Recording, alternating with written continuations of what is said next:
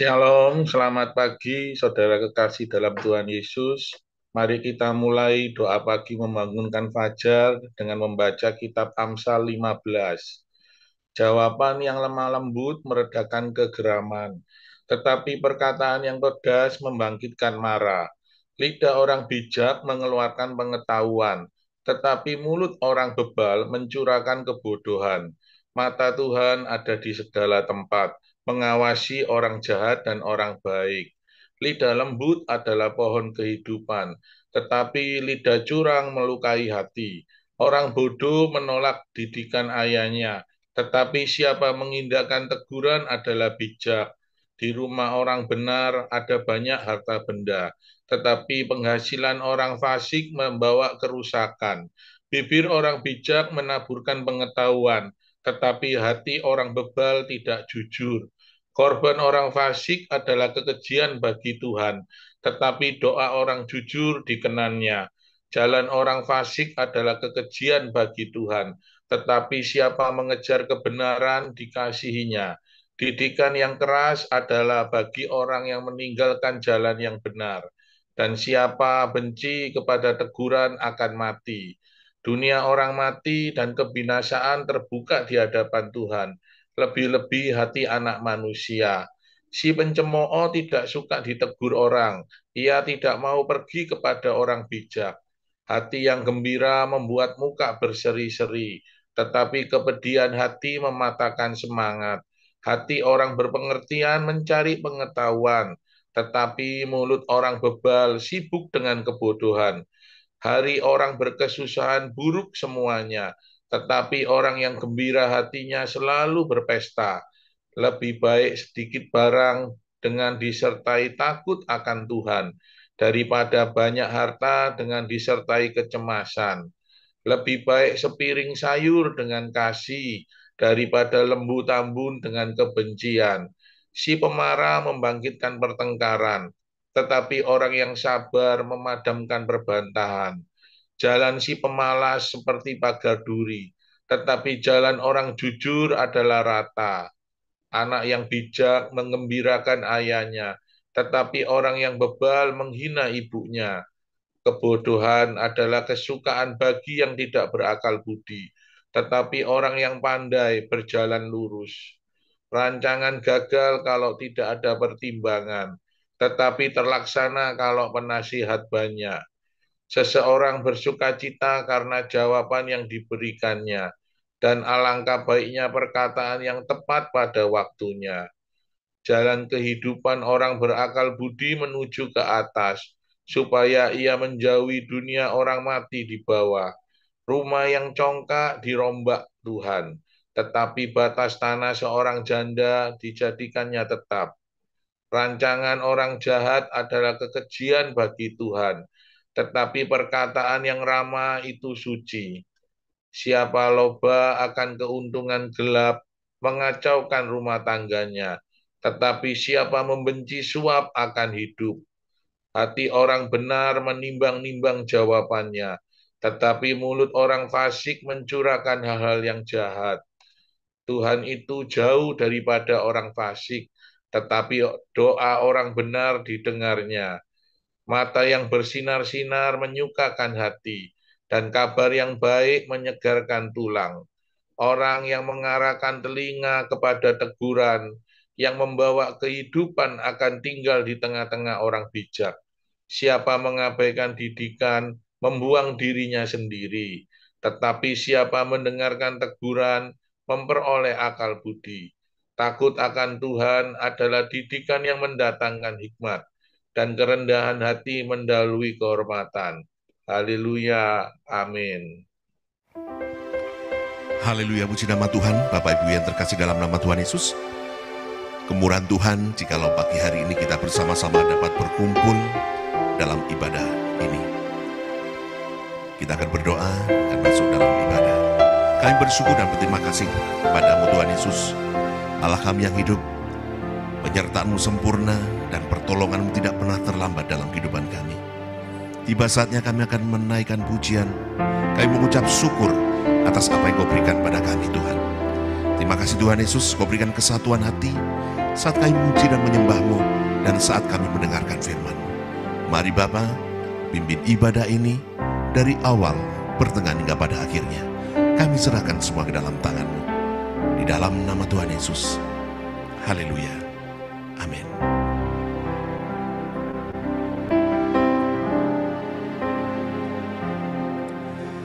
Sungguh besar setiamu, Kau nyatakan bagiku.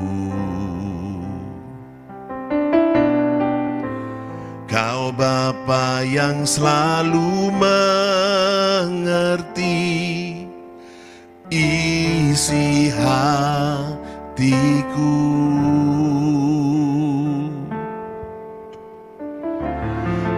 Kemuliaan-Mu Kau janjikan, aku tetap percaya, ku percaya janji-Mu ajaib, terukir dalam kehidupanku. Ku berserah di dalam kekuatan-Mu, hanya Kau segalanya bagiku.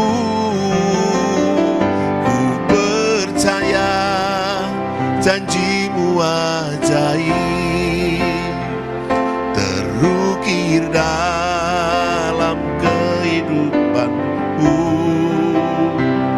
Ku berserah di dalam kekuatan-Mu, ku percaya.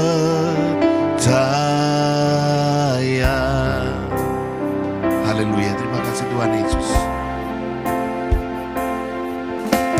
Sungguh besar setiamu, Kau nyatakan bagiku.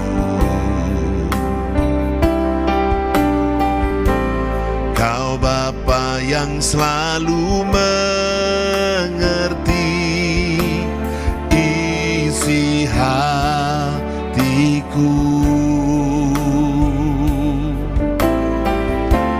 Kemuliaan-Mu Kau janjikan,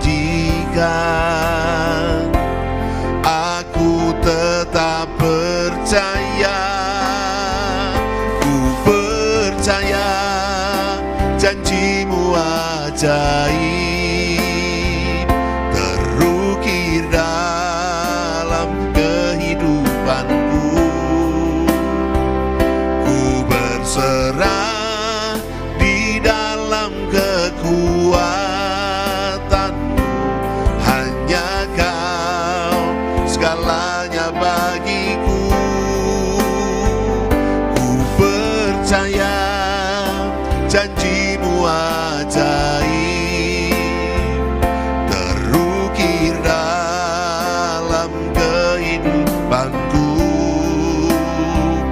Ku berserah di dalam kekuatan-Mu, ku percaya. Katakan ku percaya, ku percaya janji-Mu ajaib, terukir dalam kehidupanku. Ku berserah di dalam kekuatan-Mu,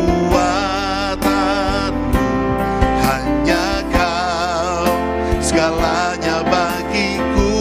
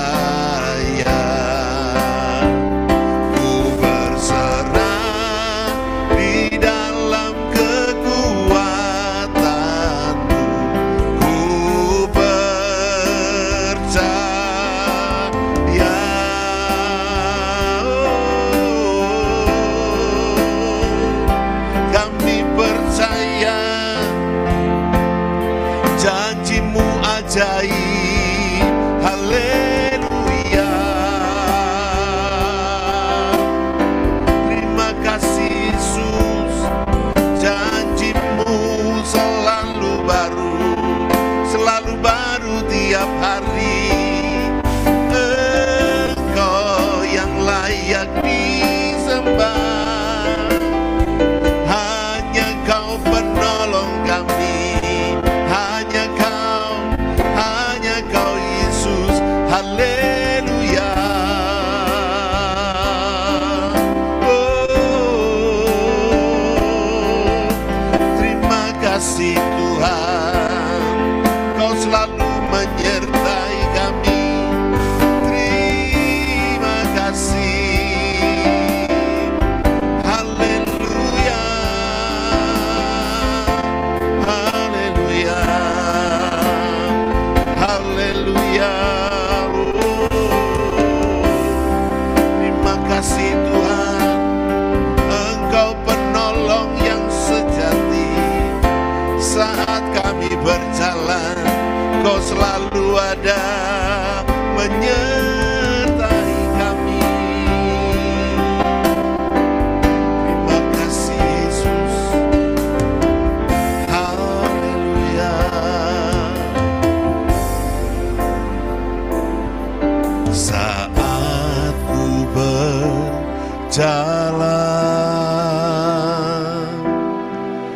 kasih-Mu menerangi langkahku. Tak ku bimbang, karena ku tahu Kau bersamaku. Kau lebih tahu yang terbaik bagiku. Kau lebih sanggup pulihkan hidupku. Ku berserah, ku percaya, hanya Yesus penolong yang setia. Naikkan pujian Bapak ini, Bapak Ibu. Dia adalah penolong kita yang setia. Saat ku berjalan, kasih-Mu menerangi langkahku.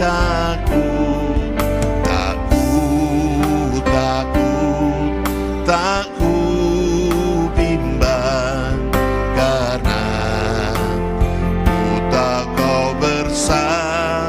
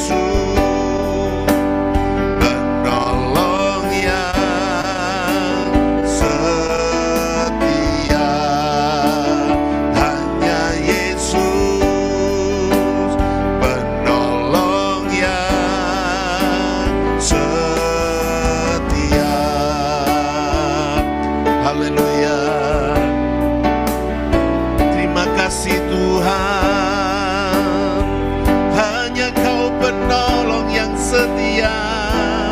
Haleluya. Terima kasih Yesus. Haleluya. Segala pujian kemuliaan hanya bagi-Mu, penolong yang setia, tidak pernah tinggalkan kami.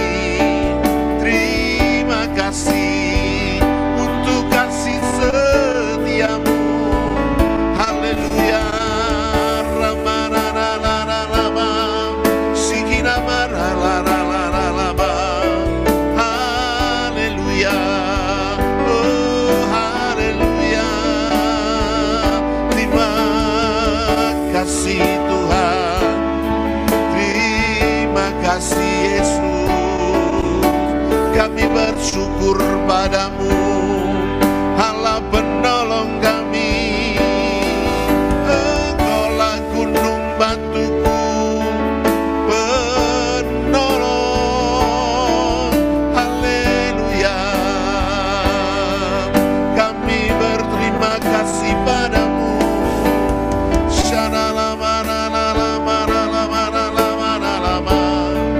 Haleluya. Terima kasih Yesus, terima kasih. Tak henti-hentinya kami bersyukur, kami berterima kasih padamu. Engkau penolong yang setia. Terima kasih Tuhan Yesus. Terima kasih untuk semua yang Kau berikan kepada kami Tuhan. Pertolongan-Mu, penyertaan-Mu sempurna dalam kehidupan kami. Terima kasih Tuhan Yesus. Haleluya. Haleluya. Terima kasih Tuhan Yesus. Dan biarlah dalam segala keadaan kami tetap ada di dalam hadirat-Mu. Terima kasih Tuhan Yesus. Haleluya. Dalam segala keadaan, waktu berlimpah maupun kurang, tetap Yesus yang mempesona hatiku. Dia beri damai dan kesempatan baru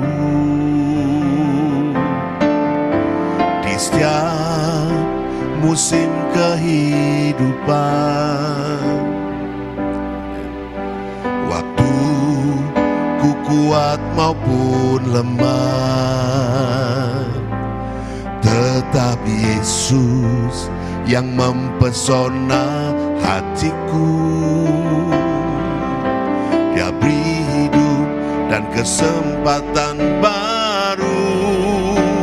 Sekali Yesus, selamanya Yesus. Harapan ku tak akan hilang, karena kasih-Nya sekarang ku ada. Oh Yesusku, ku cinta Kau sekali Yesus, sekali Yesus, selamanya Yesus. Harapan ku tak akan hilang, karena kasih-Nya sekarang ku ada. Oh Yesusku, ku cinta Kau selamanya. Haleluya. Katakan dalam segala keadaan, dalam segala keadaan, waktu berlimpah maupun kurang, tetap Yesus yang mempesona hatiku. Dia beri damai dan kesempatan baru di setiap musim kehidupan. Waktu ku kuat maupun lemah, tetap Yesus yang mempesona hatiku. Dia beri hidup dan kesempatan baru sekali. Yesus selamanya, Yesus harapanku tak akan hilang, karena kasih-Nya sekarang ku ada. Oh Yesusku, ku cinta Kau selamanya. Sekali Yesus selamanya, Yesus harapanku tak akan hilang, karena kasih-Nya sekarang ku ada. Oh Yesusku, ku cinta Kau selamanya. Sekali Yesus selamanya, Yesus harapanku tak akan hilang, karena kasih-Nya sekarang ku ada. Oh Yesusku, ku cinta Kau selamanya, karena kasih-Nya, karena kasih-Nya sekarang ku ada. Oh Yesusku, ku cinta Kau selamanya. Oh Yesusku, ku cinta Kau selamanya. Katakan sekali lagi. Oh Yesusku,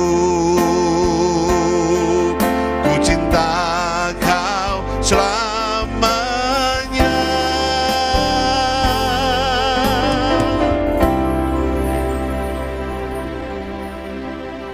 Terima kasih Tuhan Yesus. Terima kasih Tuhan, kami tak henti-hentinya mengucap syukur untuk kasih setiamu, untuk penyertaan-Mu sepanjang hidup kami. Engkau Allah yang selalu ada bersama kami di setiap musim kehidupan kami. Terima kasih Tuhan, terima kasih bila pagi ini Tuhan, kami masih Kau beri kesempatan Tuhan untuk bangun dengan tubuh yang sehat, untuk mengikuti doa pagi ini. Terima kasih Tuhan semua karena anugerah-Mu. Tuhan, saat ini kami akan mendengarkan firman-Mu. Kau urapi Bu Gembala kami, Bu Agnes Maria yang akan menyampaikan firman. Urapi Tuhan dengan hikmat yang dari Engkau. Biarlah firman yang disampaikan pagi ini Tuhan, sesuai dengan isi hati-Mu Tuhan. Dan firman itu akan menjadi pelita dalam kehidupan kami yang akan menuntun setiap langkah kami. Terima kasih Tuhan Yesus, Kau berikan Bu Gembala kami kepekaan Tuhan. Biarlah Tuhan benar-benar yang disampaikan pagi ini menjadi rema dalam kehidupan kami. Kami juga berdoa Tuhan untuk setiap kami yang akan mendengarkan firman-Mu Tuhan, baik melalui Zoom maupun melalui YouTube. Layakan kami Tuhan, sucikan kuduskan kami Tuhan, untuk kami layak Tuhan, kami menerima firman-Mu. Kuasa iblis yang akan mencoba mencuri firman, kami hancurkan di dalam nama Tuhan Yesus. Biarlah pagi ini Tuhan, kami mau memfokuskan hati pikiran kami Tuhan, hanya untuk mendengarkan firman-Mu. Terima kasih Tuhan Yesus, terima kasih di dalam nama Tuhan Yesus, haleluya, amin. Amin. Selamat pagi Bapak Ibu Saudara dimanapun Anda berada pagi ini. Shalom, salam damai sejahtera di dalam kasih Tuhan Yesus Kristus. Apa kabar Bapak Ibu Saudara semuanya? Saya berdoa, saya berharap semua kita sehat, tetap semangat, tetap percaya bahwa sungguh-sungguh kuasa kasih Kristus boleh menaungi kehidupan kita. Nah hari ini Bapak Ibu Saudara, saya akan membawa kita untuk melihat bagaimana kemenangan Kristus Sungguh-sungguh Bapak Ibu seharusnya boleh memberikan satu sukacita pengharapan dan benar-benar saudara satu keadaan yang membuat kita boleh teguh. Nah, hari ini saya akan menyampaikan dengan satu tema buah kemenangan Kristus. Buah kemenangan Kristus. Saya akan mengambil dari 1 Korintus pasal 15. Nah, bagian yang pertama, mari kita melihat saudara dari 1 Korintus pasal 15 ayat 44. 1 Korintus 15 ayat 44, demikian bunyi firman Tuhan. Yang ditaburkan adalah tubuh alamiah. Yang dibangkitkan adalah tubuh rohaniah. Jika ada tubuh alamiah, maka ada pula tubuh rohaniah.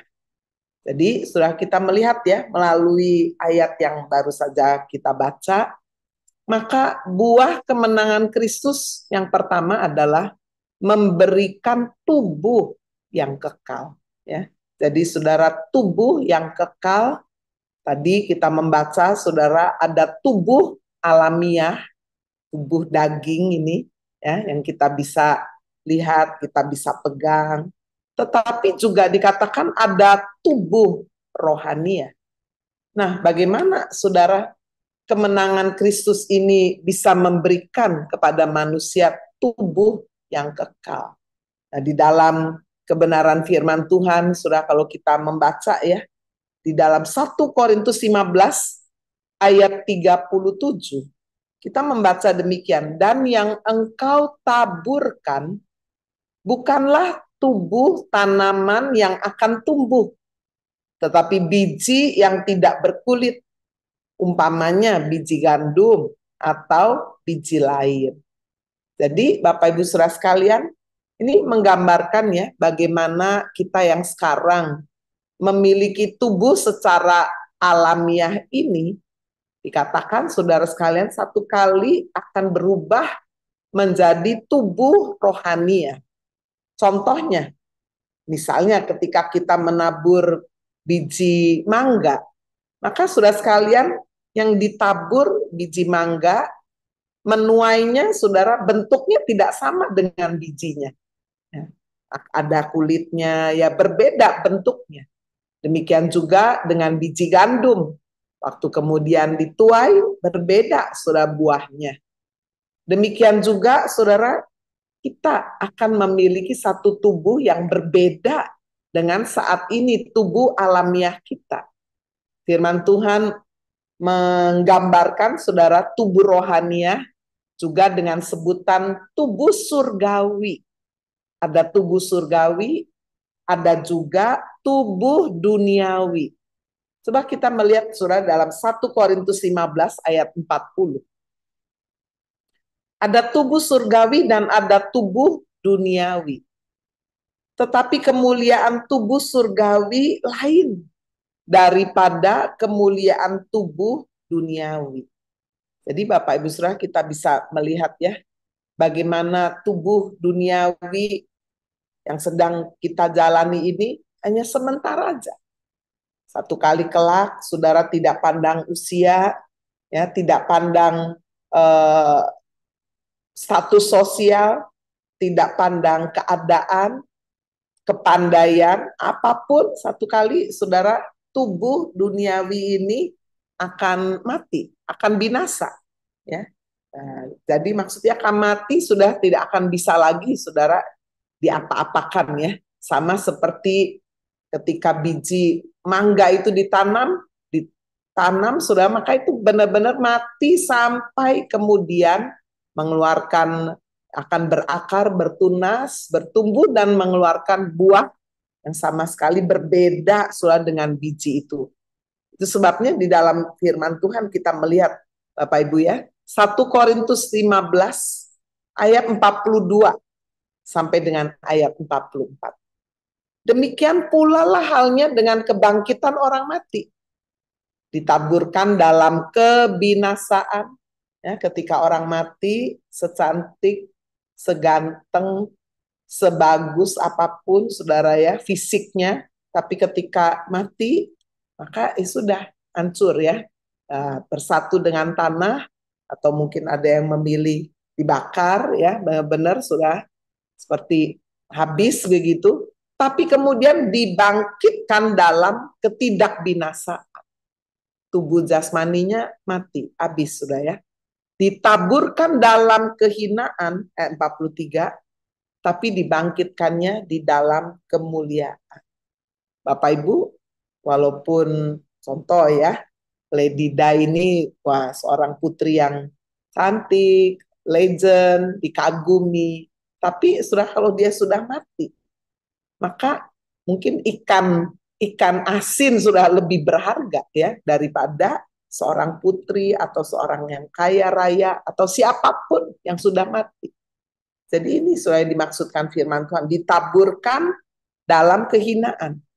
Tetapi bagi orang yang percaya Yesus Kristus adalah juru selamat, sudah menebus dosa kita, maka orang tersebut dibangkitkan dalam kemuliaan. Ditaburkan dalam kelemahan, dibangkitkan dalam kekuatan. Yang ditaburkan, ayat 44, adalah tubuh alamiah. Yang tadi udah dipakai berbagai macam istilah ya, tubuh alamiah, tubuh jasmani, tubuh dunia ya. Jadi sudah yang ditaburkan adalah tubuh alamiah, yang dibangkitkan adalah tubuh rohania, tubuh surgawi, tubuh yang kekal. Ya, jika ada tubuh alamiah, maka ada pula tubuh yang rohani. Nah, saudara-saudara sekalian, kita semua kelak akan memakai tubuh surgawi, tubuh rohania. 1 Korintus 15 ayat 49. Sama seperti kita telah memakai rupa dari yang alamiah, demikian pula kita akan memakai rupa dari yang surgawi. Jadi saudara, ini bagi orang yang akan mengalami kematian ya. Jadi sama seperti benih atau biji yang ditanam. Tetapi saudara, firman Tuhan juga mengingatkan kepada kita bahwa sesungguhnya ada satu rahasia bahwa tidak semua akan mati katanya. Kita bisa lihat itu di ayat 51. Sesungguhnya aku menyatakan kepadamu suatu rahasia. Kita tidak akan mati semuanya, tetapi kita semuanya akan diubah dalam sekejap mata pada waktu bunyi nafiri yang terakhir. Sebab nafiri akan berbunyi dan orang-orang, ayat 52, dan orang-orang yang mati akan dibangkitkan dalam keadaan yang tidak dapat binasa. Dan kita semua akan diubah. Ya. Jadi Bapak Ibu Saudara sekalian, kita bisa melihat satu pengharapan yang luar biasa. Itu sebabnya kalau karena faktor usia tubuh menjadi semakin lemah, merosot, firman Tuhan juga sudah katakan bahwa manusia jasmania ini akan semakin merosot. Saudara bisa pelihara tentu aja ya, supaya saudara sehat, saudara bisa panjang umur. Tetapi Bapak Ibu, setiap kita tidak bisa memastikan. Kita juga sering mendengar ada orang yang begitu menjaga hidupnya, udah sehat, olahraga, tetap aja sudah ya, kena penyakit gitu, yang mematikan. Atau kecelakaan misalnya, atau ada peristiwa yang lain, kena bencana alam atau sesuatu ya, sehingga bisa lebih dahulu meninggalkan dunia ini. Tetapi Bapak Ibu, bagi orang yang percaya, kematian bukan segala-galanya. Kematian adalah satu pintu gerbang. Memang sudah seperti biji yang ditanam masuk ke dalam satu tempat yang kayaknya gelap banget ya. Seperti gambaran nggak tahu apa yang terjadi. Satu misteri. Tetapi Bapak Ibu, bagi kita yang percaya kepada Kristus ada firman Tuhan. Firman Tuhanlah yang menjadi satu pegangan di dalam kehidupan kita. Iman kita adalah karena mendengar firman Tuhan. Nah, bagi kita yang masih hidup, maka dikatakan saudara, ketika kita mendengar bunyi sangkakala, bunyi nafir yang terakhir, dalam sekejap mata, kita akan diubahkan.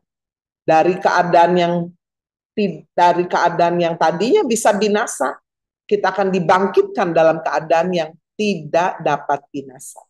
Kita semua akan diubahkan dalam sekejap mata, memiliki tubuh rohani, memiliki tubuh surgawi, memiliki tubuh yang kekal.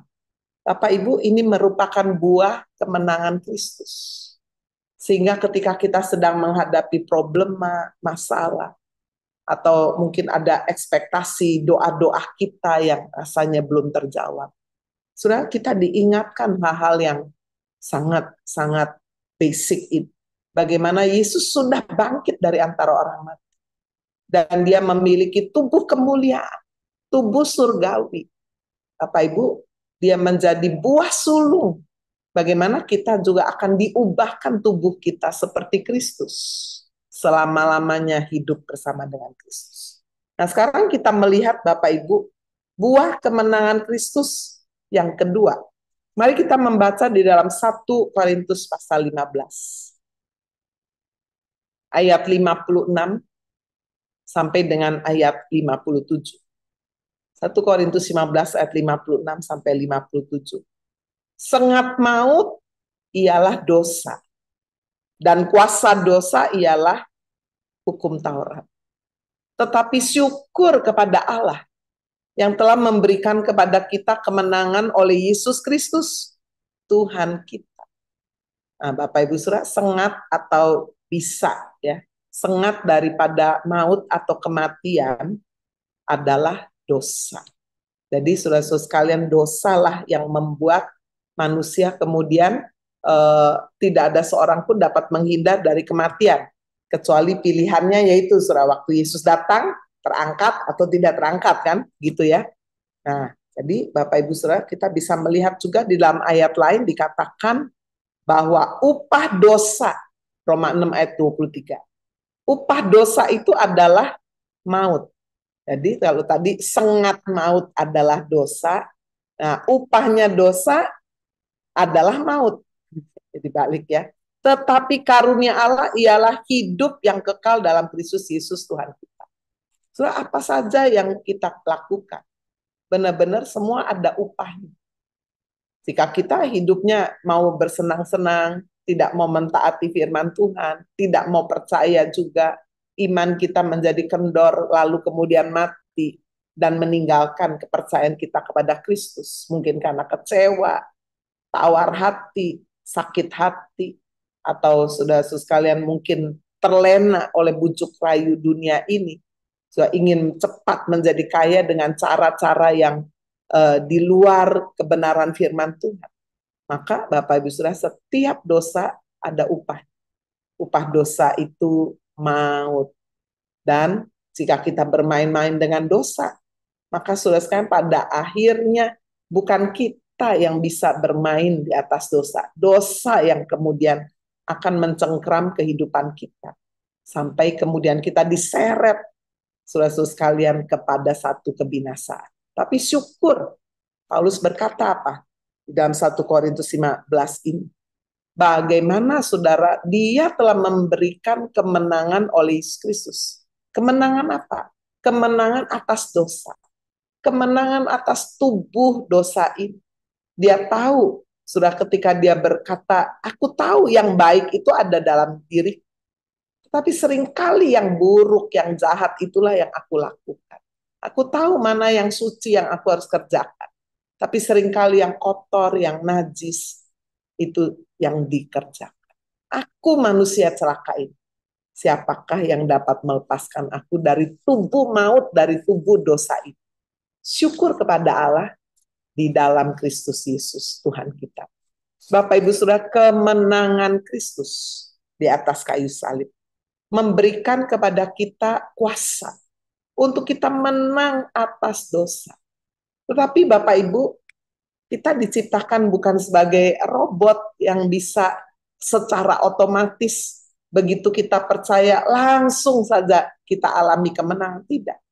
Firman Tuhan berkata kita harus memberi diri kita dipimpin oleh Roh Kudus.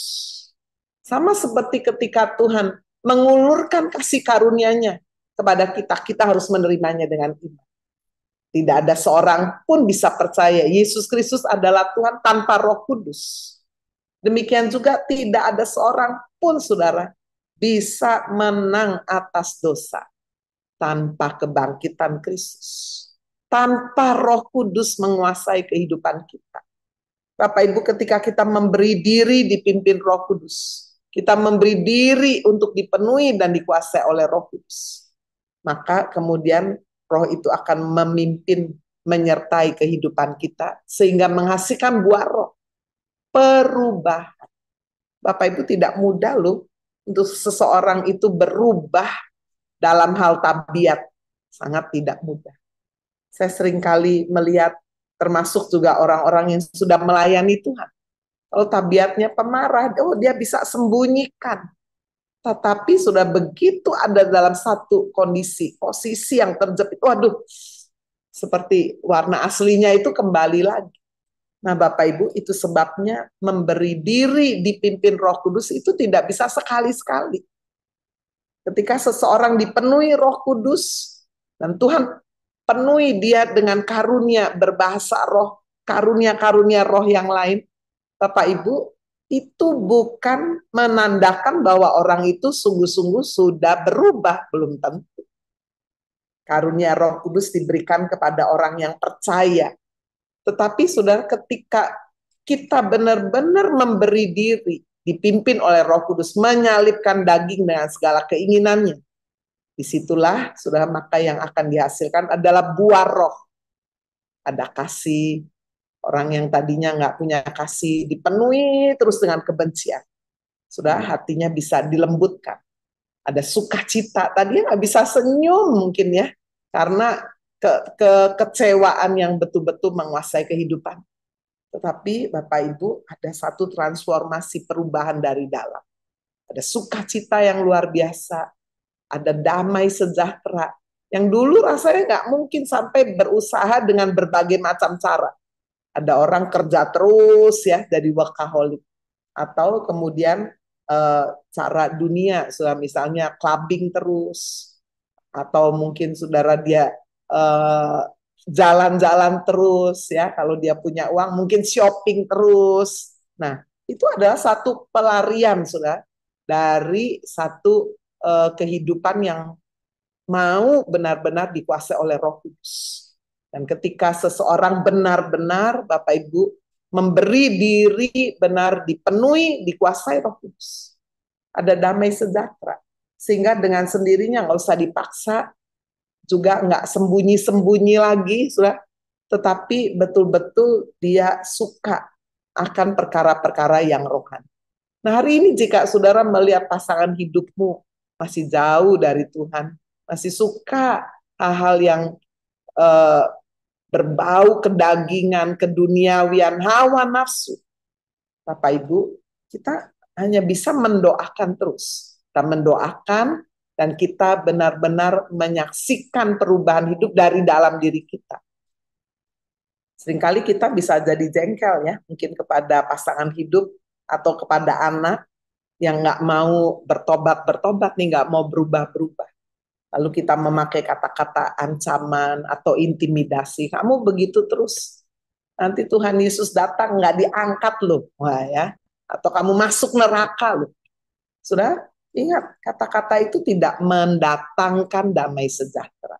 Malah orang itu anak saudara atau pasangan hidup atau siapapun, mungkin saudara akan menganggap bahwa saudara ini dari dunia lain, kok jahat banget ini. Nah, disitulah Bapak Ibu, maka gap itu, jurang itu akan semakin lebar. Saya menasehati satu keluarga, yang salah satu daripada anggota keluarganya ini menikah dengan yang bukan Kristen. Padahal sudah melayani, sudah percaya Tuhan. Loh, keputusannya menikah dengan yang bukan Kristen. Pasti kecewalah. Ada rasa malu, loh kok bisa ya, udah Kristen, udah ke gereja, udah melayani, kok bisa mengambil keputusan dan diberkati juga bukan dengan cara Kristen. Awal-awalnya aja setelah menikah masih ke gereja, lama-lama sudah ya ikut pasangan hidup. Gimana saudara reaksi daripada anggota keluarga, karena mungkin ada kecewa ya akhirnya menjauhkan diri, nggak acara keluarga nggak lagi diundang, nggak lagi kumpul-kumpul. Nah, ketika saya mendengar cerita ini, saya memberikan satu masukan, wah kalau dari keluarga yang sudah percaya seperti memutuskan hubungan karena apa? Karena ada kecewa. Kok kamu kawin sama beda agama sih? Nah, kira-kira gitu. Kapan dia akan bisa dibenarkan? Mungkin saja bisa orang tua ya. Orang tua melihat anaknya menikah dengan yang tidak seiman. Karena kekecewaan, udah kayak putus hubungan, nggak mau lagi mengakui sebagai anak. Bagaimana saudara bisa memenangkan mereka? Kok nggak ada kasih gitu ya? Jadi saudara mengasihinya ada syarat dong. Kalau dia Kristen, saya baru mengasihi. Nah, karena dia pindah agama, jadi saya tidak mengasihi. Nanti lama-lama Pak, oh dulu satu gereja saya mengasihi. Nah ini karena udah lain gereja, sorry. Nah, bisa juga begitu kan. Lama-lama sudah kita mau memasuki pemilu, wah karena kamu pilihannya beda sama saya. Sorry, saya jadi nggak mengasihi. Beda beda pilihan presiden misalnya. Wah, lama-lama Bapak Ibu perhatikan, kasih yang benar-benar Kristus mau nyatakan atas kehidupan kita, kasih yang tidak boleh pakai syarat. Nah, bersyukur. Ada akhirnya disadarkan saudara, akhirnya kemudian kembali tali asih ini dijalin lagi, didekati lagi. Ya, mereka yang belum seiman atau bahkan yang tadinya udah seiman udah pindahin, Bapak Ibu, untuk benar-benar kita mengasihi tanpa syarat. Walaupun udah mengecewakan, nggak apa-apa, diterima. Nah, termasuk ini sudah ya, bicara luas sekali. Tiba-tiba orang tua menjumpai, loh, kok anak saya LGBT ini, gay ini, lesbian, gimana sudah? Apakah rasa malu sampai saudara memutuskan hubungan, nggak mau mengakui lagi? Ya, karena apa? Kok kamu nggak sesuai firman ini? Nah, kalau saudara memutuskan hubungan, bagaimana kita bisa memenangkan dia? Bapak Ibu, itu sebabnya apapun sudah keadaan sudah, apapun perubahan-perubahan yang bisa terjadi dalam kehidupan anak saudara. Misalnya anaknya sampai pergaulan bebas, menikah sebelum hamil sebelum menikah. Apakah saudara buang, putus hubungan, nggak ada hubungan lagi? Wah, di mana kasih kita, saudara?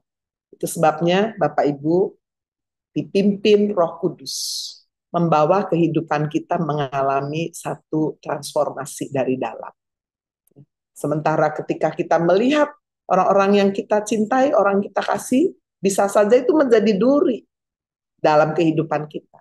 Kita belajar tetap mengasihi, ya, tanpa syarat. Kita menang atas dosa. Dosa apa, saudara? Dosa kecewa, dosa membenci, dosa merasa diri lebih rohani.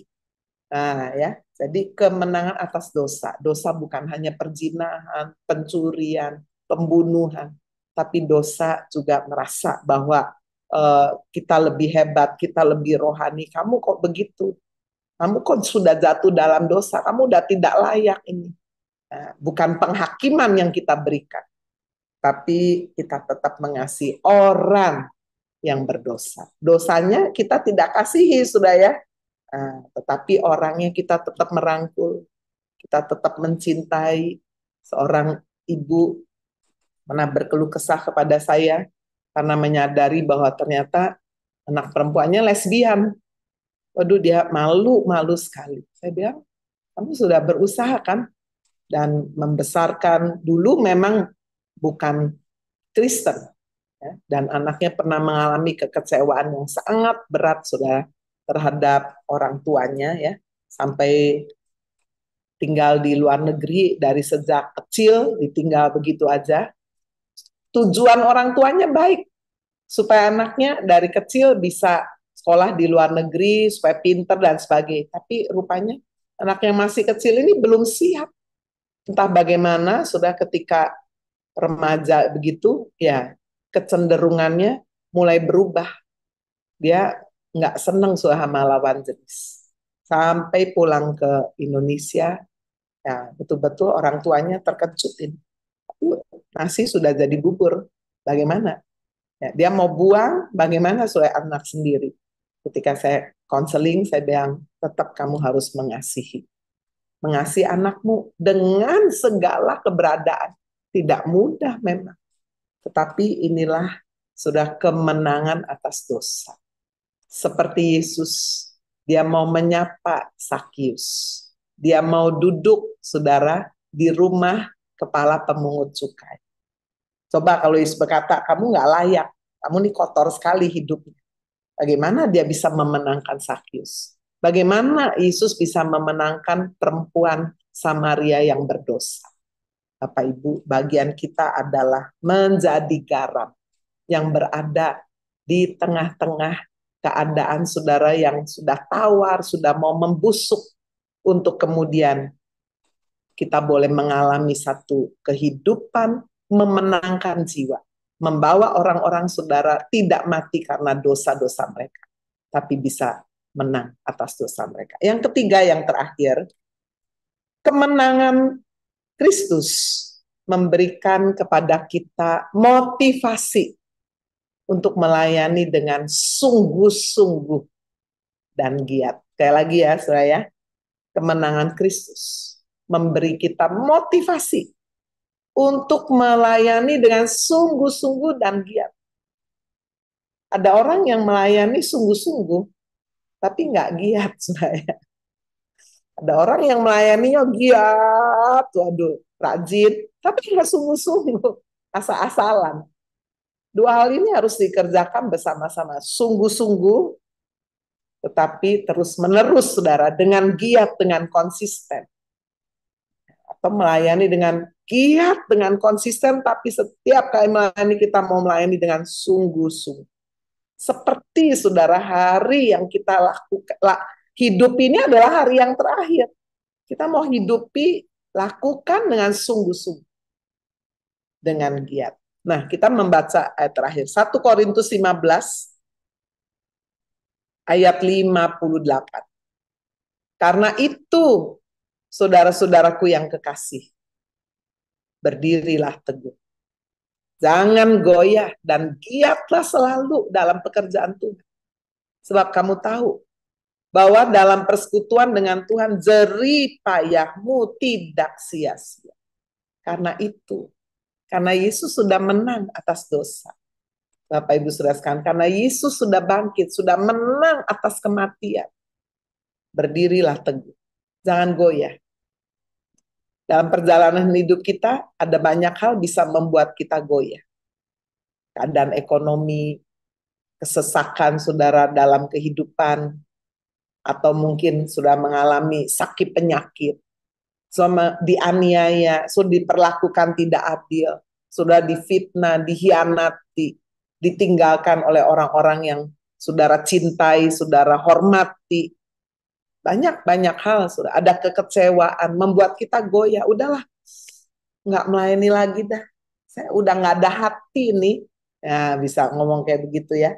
Saya udah nggak bisa lagi nih memuji Tuhan. Saya udah nggak bisa lagi berdoa. Itu gambaran kita nih lagi tawar. Tetapi Bapak Ibu, bagaimana ketika kita ada dalam komunitas rohani, saling menguatkan, ya, saling mendoakan. Saat kita lagi lemah, sama kayak saudara lagi sesak napas, lagi lemes. Coba kalau saudara sendiri habis dah. Kalau ada orang lain, saudara nggak bangun aja nggak bisa, mau nggak mau orang itu akan membopong saudara. Sama seperti seorang lumpuh dengan 4 kawannya yang menggotong dia, datang berjumpa dengan Kristus. So, ada satu titik di mana kita membutuhkan orang lain. Ada juga satu keadaan di mana kitalah yang mengangkat orang lain. Itulah pentingnya, saudara, kehidupan kita berkomunitas.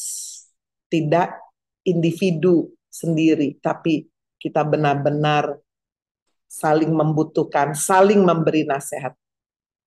Karena itu, saudara-saudara, karena Kristus sudah bangkit. Karena Kristus sudah menang atas dosa. Karena Kristus sudah menang atas maut. Hai maut, di manakah sengatmu? Nggak ada ya. Maka berdiri teguh. Jangan goyah. Pandang aja Kristus. Salib Kristus harus selalu menjadi visi dalam kehidupan kita. Ketika mata kita tertuju terus kepada Kristus. Itulah yang memacu motivasi kita untuk senantiasa giat di dalam pekerjaan Tuhan. Karena kita tahu bahwa apapun sudah yang kita lakukan, jerih lelah kita, persekutuan kita, doa pagi kita setiap hari, kerajinan kita, membaca Alkitab tiap hari, perbuatan baik kita mau dianggap orang, mau dibalas, mau enggak, firman Tuhan berkata tidak sia-sia.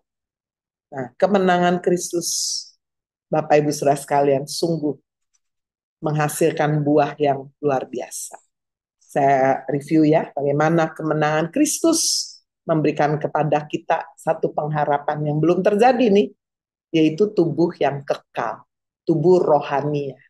Bukankah itu satu pengharapan? Kematian tidak lagi menjadi menakutkan. Itu sebabnya kita bisa paham ketika Paulus berkata, bagiku hidup adalah Kristus. Memang sudah waktunya mati adalah satu keuntungan. Setiap hari kita menghidupi. Saudara-saudara sekalian, mungkin hari ini adalah hari terakhir. Enggak apa-apa Tuhan, saya akan masuk kepada satu kekekalan. Nah, itu yang pertama. Yang kedua, menghadapi saat ini, yaitu saudara sekalian bagaimana kita bergumul setiap hari ya, untuk berhadapan dengan dosa yang selalu ingin menarik kita jatuh. Tetapi kebangkitan Kristus memberikan kita kuasa untuk menang atas dosa. Kalau maut aja udah dikalahkan, dosa sudah dikalahkan, bagian kita tinggal memberi diri dipimpin Roh Kudus setiap hari. Sudah, maka hidup kita akan boleh menang atas dosa. Dan yang ketiga, kemenangan Kristus memberikan kita motivasi untuk melayani dengan giat, dengan sungguh-sungguh, dan dengan giat. Amin. Tuhan Yesus memberkati kita. Terima kasih Tuhan untuk setiap kehidupan kami, Tuhan, Kau yang melihat setiap kami. Ada yang mungkin sedang lemah, lelah, ada yang sedang kecewa, biar Tuhan bangkitkan kami kembali. Bawa kami terus, Tuhan, melihat visi salib itu. Dan disitulah kami boleh mengalami, Tuhan, satu kehidupan yang berkemenangan, pengharapan Tuhan.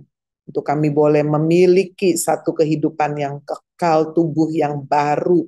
Kami boleh ketika masih ada di muka bumi ini, kami boleh hidup melayani Tuhan, menang atas dosa.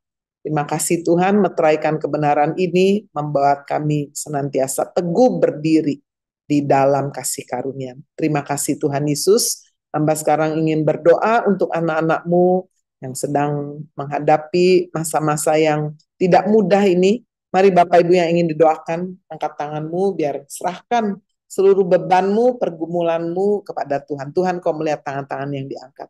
Ada istri-istri yang sedang berdoa untuk suaminya yang belum percaya Tuhan Yesus. Tuhan katakan, jerih lelahmu tidak sia-sia. Terus doakan dan teruslah hidup menjadi saksi.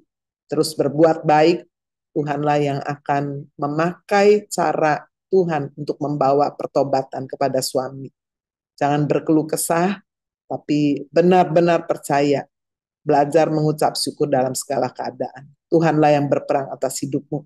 Mbak juga berdoa Tuhan untuk para orang tua yang sedang berdoa untuk anak-anaknya. Tuhan menolong supaya mereka juga diberi kekuatan. Mungkin ada orang-orang yang sedang berkata, sepertinya kok nggak ada perubahan ya. Tapi biar kau tekun berdoa, lakukan yang baik. Ada saat taburan benihmu betul-betul akan bertumbuh dan berbuah. Terima kasih Tuhan, Kau melihat tangan yang diangkat jika ada yang sakit. Tuhan menjamah, menyembuhkan, dan kuasa bilur Yesus menguatkan sungguh-sungguh.